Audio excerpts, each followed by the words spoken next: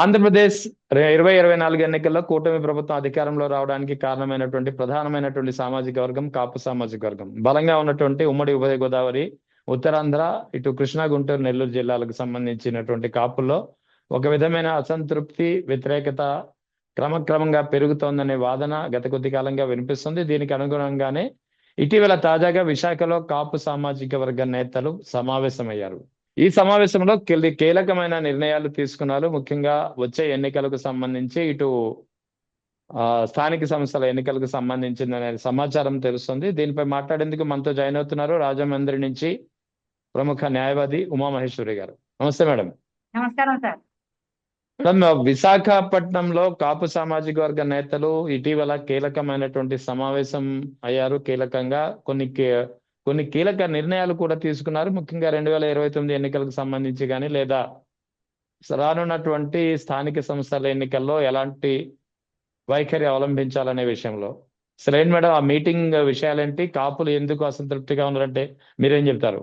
అంటే ఇప్పుడు ఈ మధ్య కాలంలో కాపుల్లో అసంతృప్తి అనేది ఈ కూటమి ప్రభుత్వం వచ్చిన తర్వాత ఈ మధ్య కాలంలో అసంతృప్తి అనేది అన్ని వర్గాల్లో కూడా వినిపిస్తా ఉన్న అంశం సార్. కాకపోతే ఈ మధ్య కాలంలో ఏంటంటే వైజాగ్ లో ఒక డిఎస్పీ గారిని పోస్టింగ్ ఇచ్చిన 1 డేలో మళ్ళీ అక్కడి నుంచి మార్చేసి పరిస్థితి ఏర్పడింది. అంటే కాపు సామాజిక వర్గానికి చెందిన ఒక డిఎస్పీ పోస్టింగ్ ఇచ్చిన తర్వాత ఒక్క రోజులోనే మళ్ళీ ఆయన తీసి అక్కడి నుంచి మార్చేయడం, అదే విధంగా ఎవరైతే కొత్తగా జీవోలు ఇచ్చి మరుసటి రోజే ఇంకో జీవోల కింద మార్చడం, జీవోల్లో పేర్లు ఒక్క రోజులోనే పేర్లు మార్చడం జరుగుతూ ఉందండి. అంటే ఈ కాపు సామాజిక వర్గానికి ఎట్టి పొరపాటున కూడా జీవో రాకుండా చాలా కూటమి ప్రభుత్వం చాలా వరకు జాగ్రత్తలు తీసుకున్నప్పటికీ ఒకటి ఆరా అక్కడక్కడ ఎవరికైనా పోస్టింగ్లు వచ్చినా అవి కూడా మాక్సిమం లేకుండా తీయించేస్తా ఉన్నారు. దీంతో కాపు నేతలు సమావేశమై ఒక మీడియా సమావేశం కూడా ఏర్పాటు చేసి చెప్పడం జరిగింది. కాపులు అనే వాళ్ళకి మీరు ఇస్తానన్న హామీలు నెరవేర్చలేదు. కాపు మీరు ఇస్తానన్న హామీలు ఏదైతే మీరు ఇస్తానన్న హామీలే నెరవేర్చలేదు. పవన్ కళ్యాణ్ గారికి ఏదైతే ప్రెస్ మీట్ లో కూడా కాపు సంక్షేమ సేన పవన్ కళ్యాణ్ గారికి పూర్తిగా జనసేన ఏర్పాటు జరిగినప్పటి నుంచి కూడా హరిరామ్ జోగయ్య గారి నేతృత్వంలో పూర్తిగా పవన్ కళ్యాణ్ గారికి మద్దతు ఇస్తూ ఆయనకి తగిన సూచనలు సలహాలు ఇస్తూ కూడా హరిరామ్ జోగయ్య గారు నడిపిస్తా ఉన్న కాపు సంక్షేమ సేన అది. ఆ సేన వారు కూడా మన అసంతృప్తి జరిగింది. అసంతృప్తి చెందడం జరిగింది. ఎందుకనంటే వాళ్ళు చెప్పేది ఏంటంటే వారి సొంత సమస్యలు కాదండి కాపులకు ఉన్నది. కాపులు అందరూ ఎదుర్కొంటున్న సమస్య. అధికార వర్గాల్లో కానీ, ఉద్యోగాల్లో కానీ, వ్యాపారాల్లో కానీ, చదువుల్లో కానీ, విద్య, ఆరోగ్యం విషయంలో కూడా ఎక్కడా కూడా కాపులకు ఏ విధమైన సహకారం కూడా అందించకుండా కూటమి ప్రభుత్వం వారు చాలా జాగ్రత్తలు పడుతూ పూర్తిగా కాపు జాతిని నిర్వీర్యం చేసే పరిస్థితికి ఈ కూటమి ప్రభుత్వం ఆలోచిస్తా ఉంది. అందుకనే మొన్న విశాఖపట్నం వేదికగా ప్రెస్ మీట్ కూడా ఏర్పాటు చేసి ఆ సమావేశంలో కూడా తీర్మానాలు చేసుకోవడం జరిగింది. ఎందుకంటే ఇక మీదట రోడ్డు ఎక్కి ఉద్యమాలు చేసి ఇవన్నీ జరగవండి. ఫ్యూచర్ లో రాబోయే లోకల్ బాడీ ఎలక్షన్స్ వస్తా ఉన్నాయి. కాపులు అనేవి అంటే ఏంటి అనేది కాపులందరూ కూడా ఒక వేదికగా ఆలోచన చేసుకోవడం కూడా జరుగుతూ ఉంది. కాబట్టి అప్పుడు నిర్ణయాలు తీసుకుందామనే ఆలోచనతో ఉన్నాం. అంటే ముఖ్యంగా ఈ సమావేశం ఏర్పాటు కావడానికి కారణాలు ఏంటంటే ఎంతమంది హాజరయ్యారు, ఏంటి, ఎందుకు అంత అత్యవసరంగా ఎందుకు ఏర్పాటు చేయాల్సి వచ్చింది విశాఖపట్నంలో కాపుల సమావేశం? విశాఖపట్నంలో ఎవరైతే ముఖ్య కాపు నాయకులు జిల్లా వ్యాప్తంగా రాష్ట్ర వ్యాప్తంగా ఉన్న కాపు నాయకులు అందరూ కూడా ఒక సమావేశం ఏర్పాటు చేసుకుని అక్కడ ప్రభుత్వం ఇస్తున్న అడ్డదారి జీవోలు ఒకరోజు జీవో ఇచ్చిన వెంటనే మరుసటి రోజు జీవోల పేర్లు కాపు పేరు ఉండగానే వెంటనే వచ్చి జీవోలు ఇవ్వడం. ఈ మధ్యన కమిషనర్ కన్నబాబు గారిని అనే కూడా ఆయన కూడా డిఆర్డిఏ నుంచి తీసి సివిల్ సప్లైస్ కి ఆయన్ని కూడా మార్చడం, ఇలాంటి జీవోలన్నీ కూడా కాపు అనే పేరు వినబడిన వెంటనే మరుసటి రోజే జీవో ద్వారా తొలగించి, అంటే ఇక్కడ పోస్టింగ్లు ఇవ్వడం ఒక ఎత్తు అయితే ఇచ్చి తీసేసి అవమానించడం, అంటే వాళ్ళని హ్యూమిలైట్ చేస్తున్నారండి బాగా, అంటే హీనంగా చూడటం అనమాట. అంటే పోస్టింగ్ ఇవ్వకపోతే ఏ గొడవ లేదు, పక్కన పడి ఉంటారు. కానీ అలా కాదు, ఇచ్చి నీకు పోస్టింగ్ ఇస్తున్నాం అని ఇచ్చి జీవో ఇచ్చి మరుసటి రోజు జీవో ద్వారా తీసేయడం. అంటే ఎంత హ్యూమిలేషన్ కి గురి చేస్తున్నారంటే అధికారుల్ని. అంటే ఒకటి ఒక వారి సామాజిక కూటమి ప్రభుత్వంలో తెలుగుదేశం ప్రభుత్వానికి సంబంధించిన సామాజిక వర్గాల్లో ఐఏఎస్లకు ఐపీఎస్లకు ఎవరెవరికైతే ప్రధానమైన పోస్టులన్నీ కూడా వాళ్ళకి ఎప్పుడు కూడా మొదటి నుంచి కూడా అన్ని ఐఏఎస్ బ్యూరోక్రాట్స్ లో ఎక్కువ సామాజిక వర్గం వాళ్ళవే పోస్టింగ్ల ద్వారా ఏర్పరచుకున్నారు. పొరపాటున అక్కడక్కడ మెరిట్ మీద వచ్చిన కాపు ఆఫీసర్స్ ని కాపులకి అనేది ఈ ప్రభుత్వం వచ్చిన తర్వాత అంటే ముఖ్యంగా పవన్ కళ్యాణ్ గారిని నమ్మి కాపులందరూ ఓట్లేశారు అని తెలిసి కూడా కాపుల వల్లే ఈ ప్రభుత్వం అధికారంలోకి వచ్చిందని తెలిసి కూడా కాపులను నిర్వీర్యం చేసే ఉద్దేశంతో హ్యూమిలేషన్ గురి చేస్తున్నారని చెప్పి ఈ సమావేశం ఏర్పాటు చేసుకుని దాంట్లో ప్రభుత్వానికి ప్రభుత్వానికి తెలియపరచడం జరిగింది. ఎందుకంటే బడ్జెట్ లో కూడా ఇస్తానన్న 9,000 కోట్లు ఇప్పటి వరకు రిలీజ్ చేయలేదండి. కాప్ కార్పొరేషన్ ద్వారా ఫస్ట్ 2014 సంవత్సరంలో కాపు కార్పొరేషన్ ముద్రగడ పద్మనాభం గారి తర్వాత ఉద్యమం తర్వాత 17లో కాపు కార్పొరేషన్ ఏర్పాటు చేసినప్పుడు సంవత్సరానికి 1000 కోట్లు ఇస్తానని చంద్రబాబు నాయుడు గారు చెప్పడం జరిగింది. కానీ ఆ సంవత్సరానికి 1000 కోట్లు అనేది అప్పుడు ఉద్యమం ద్వారా ఏర్పాటు చేస్తామని చెప్పి తర్వాత జగన్మోహన్ రెడ్డి గారు ప్రభుత్వం వస్తే 2,000 కోట్లు ఇస్తామని చెప్పడం జరిగింది. ఇప్పుడు మళ్ళీ కూటమి ప్రభుత్వం వచ్చిన తర్వాత 3,000 కోట్లు కాపు కార్పొరేషన్ ద్వారా ఏర్పాటు చేస్తామని చెప్పారు. ఇప్పుడు మూడో బడ్జెట్ పెట్టిన తర్వాత కూడా కాపులకి ఇప్పటి వరకు కూడా 9,000 కోట్లు ఇవ్వాల్సిన బకాయిలు ఉన్నాయి. కానీ ఇప్పటి వరకు కూడా ₹1 కూడా కాపులకి రిలీజ్ చేయలేదు. కాపు కార్పొరేషన్ ఉంది, దానికి చైర్మన్ గారు ఉన్నారు. దానికి ఇప్పుడు కూడా పూర్తిగా కాపు కార్పొరేషన్ భర్తీ చేయకుండా ఈ రోజు వరకు దానికి ₹1 కేటాయించకుండా ఈ మొన్నటి బడ్జెట్ సమావేశాల్లో కూడా ₹1 కూడా కాపులకు కేటాయించడం జరగలేదు. ఇవన్నీ కూడా సమావేశాల్లో కూడా ఆలోచించుకుని వాళ్ళందరూ కూడా నిర్ణయాలు తీసుకుని కాపులందరూ కూడా ముందుకు వెళ్దామనే ఆలోచనతోనే ఒక అల్టిమేటం జారీ చేయాలనే ఉద్దేశంతోనే మొన్న సమావేశం ఏర్పాటు చేసుకుని ఆ వేదికగా అందరూ కూడా పూర్తిగా కాపులందరూ కూడా వ్యతిరేకతని తెలియపరిచారు. అయితే 2029 ఎన్నికల్లో కాపులు పెద్ద ఎత్తున మద్దతు తెలిపారు కూటమి ప్రభుత్వానికి, ముఖ్యంగా పవన్ కళ్యాణ్ చూసి. మరి అది తెలిసి కూడా కావాలని కాపుల్ని దూరం చేస్తున్నారంటారా? కూటమి ప్రభుత్వం కావాలని దూరం చేస్తుందా? పవన్ కళ్యాణ్ ఎందుకు మాట్లాడలేకపోతున్నారంటే ఏం చెప్తారు? ఎందుకండి అన్ని తెలుసు. ఒకటి పవన్ కళ్యాణ్ గారికి ఇవన్నీ తెలుసు. అదే విధంగా చంద్రబాబు నాయుడు గారికి మొత్తం కాపుల జాతకం అంతా తెలుసు. కాపులకు ఏం చెయ్యాలో ఏం చేయకూడదు అన్ని తెలిసే వీళ్ళు ఎందుకు హ్యూమిలేషన్ కి గురి చేస్తున్నారు అంటే ఒకటి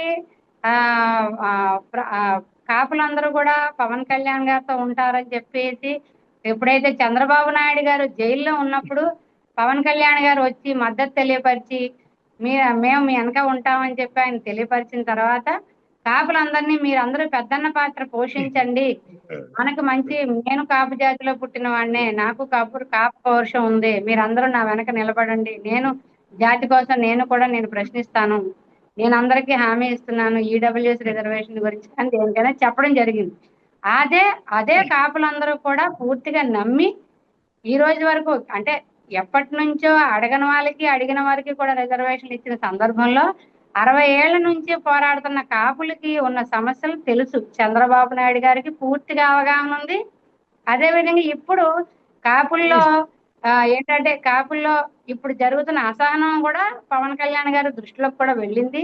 ఆయనకు కూడా అన్ని తెలిసి కాపు జాతిని ఈ రకంగా నిర్వీర్యం చేయాలనుకున్నప్పుడు ఇప్పటి వరకు నమ్మాము, రేపొద్దున ఓటు రూపంలో కూడా మేము అందరం చూపించడానికి సిద్ధంగా ఉన్నాం. పవన్ కళ్యాణ్ ఎందుకు మాట్లాడడం లేదు? మరి పవన్ కళ్యాణ్ ఆయన డిప్యూటీ సీఎం హోదాలో ఉన్నారు, చంద్రబాబుకి చెప్పి ఇవన్నీ సమస్యలన్నీ తీర్చాల్సిన ప్రయత్నం ఉంది కదా, బాధ్యత ఉంది కదా అంటే ఏం చెప్తారు? ఉందండి. పవన్ కళ్యాణ్ గారు ఇప్పుడు ప్రస్తుతం ఆయన కాపులు కూడా వదిలేసి కాపు అన్న కూడా వదిలేసి సనాతన ధర్మం అని అవన్నీ ఇవన్నీ పక్కదారి పట్టించి మరి ఆయన కూడా తప్పించి ఎన్నాళ్ళు ఇప్పుడు 2-3 సంవత్సరాలు వచ్చేస్తున్నాయి, ఇంకొక 2 సంవత్సరాలు ప్రజలందరూ కూడా కాపులందరూ కూడా ఎదురు చూస్తున్నారు. పవన్ కళ్యాణ్ గారు ఏ విధంగా స్పందిస్తారని ఎదురు చూపుకోసం చూస్తున్నాం. ఈ 2 సంవత్సరాలు రేపొద్దున లోకల్ బాడీ ఎలక్షన్స్ వస్తున్నాయి. అప్పుడు ప్రజల్లోకి రావాల్సిన అవసరం అదే పవన్ కళ్యాణ్ గారికి ఉంది, చంద్రబాబు నాయుడు గారికి ఉంది. అప్పుడు మా ఓటు రూపంలో ఇంకా రోడ్డెక్కి ధర్నాలు చేసి ఉద్యమాలు చేసే పరిస్థితి కాకుండా మేము ఓటు రూపంలో చూపించాలని చెప్పి ఆలోచనతోనే ముందుకెళ్తాం. అంటే ఇటీవల కొన్ని పరిణామాలు జరిగి ముఖ్యంగా తెలుగుదేశం వర్కింగ్ కమిటీ అధ్యక్షుడిగా నారా లోకేష్ బాధ్యతలు తీసుకున్న సందర్భంగా ఒక సమావేశం మీటింగ్ జరిగింది. ఈ పబ్లిక్ మీటింగ్ లో తెలుగుదేశం పార్టీ అధ్యక్షులు పల్లా శ్రీనివాసరావు మాట్లాడుతూ కొన్ని కీలకమైనటువంటి వ్యాఖ్యలు చేశారు. 2029 ఎన్నికల్లో కూడా మా పార్టీ వ్యక్తే సీఎం గా ఉంటారు అని చెప్పడం వెనుక ఆంతర్యం ఏంటి? కాపులు ఎవరైతే సీఎం గా పవన్ కళ్యాణ్ చూడాలని ఏ కాపు సామాజిక వర్గం అయితే అనుకుంటుందో, ఈ కాపు సామాజిక వర్గానికి ఒక మెసేజ్, ఒక చెక్ పెట్టేందుకు ఆయన ఈ వ్యాఖ్యలు చేశారనుకోవాలా? అవునండి, ఖచ్చితంగా. ఎందుకంటే గత ప్రభుత్వంలో ఒకళ్ళిద్దరు పవన్ కళ్యాణ్ ని అసెంబ్లీ గేటు తాకనివ్వం అని చెప్పి కొంతమంది ప్రగల్భాలు పలకడంతోనే కాపులందరిలో కూడా పౌరుషం పుంజుకో కాపు వాడిని అసెంబ్లీ తాకనివ్వం అని అన్నారు. కాబట్టి ఒక కాపు వాడిని సీఎం చేసుకుందాం మనం అనే ఉద్దేశంతోనే మొన్న 100% స్ట్రైక్ రేట్ ఇవ్వడం జరిగింది. కానీ అలాగే అదే విధంగా 21 సీట్లు వాళ్ళు పోటీ 21 సీట్లు గెలిపించుకోవడం జరిగింది. కూటమి ప్రభుత్వం అధికారంలో రావడానికి కూడా ముఖ్యంగా కాపుల పాత్ర అధికంగా ఉంది. అది వారికి కూడా తెలుసు. చేసిన అందరికీ కూడా కాపులు అందరూ కూడా ఎంత విధంగా చేశామో కూడా అన్ని బీజేపీ, తెలుగుదేశం, జనసేన నాయకులు అందరికీ కూడా తెలుసు. అటువంటి సందర్భంలో డిప్యూటీ సీఎం ఇస్తారు అంటే పవన్ కళ్యాణ్ గారు మొదటి దశ కాబట్టి సీట్ల విషయంలో కూడా తగ్గించుకున్నారు.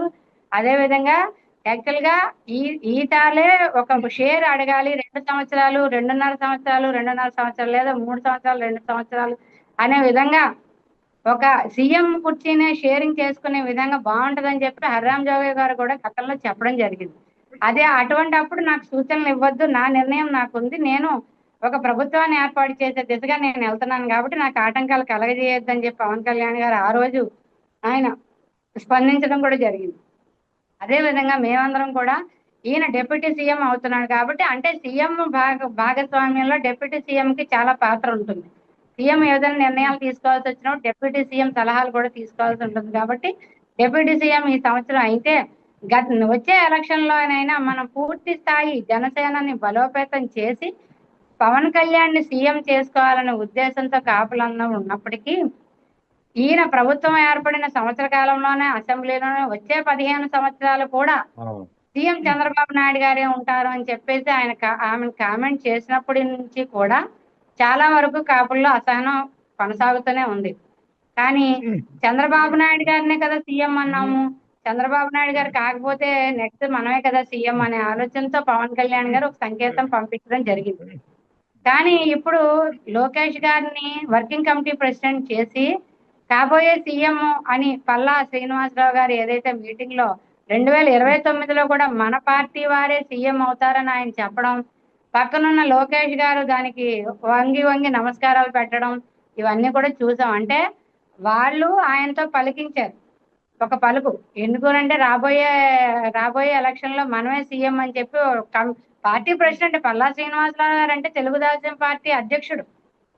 అటువంటి అధ్యక్ష హోదాలో ఉన్న వ్యక్తి ఈ రోజు ఆయన డైరెక్ట్ గా ఒక పార్టీ సభా వేదికపై చెప్పారంటే 2029లో కూడా పవన్ కళ్యాణ్ గారు సీఎం అయ్యే అవకాశం లేదు, వర్కింగ్ ప్రెసిడెంట్ ఎవరైతే ఉన్నారో లోకేష్ గారే సీఎం అవుతారని చెప్పి చెప్పకనే చెప్పేశారు వాళ్ళు డైరెక్ట్ గా.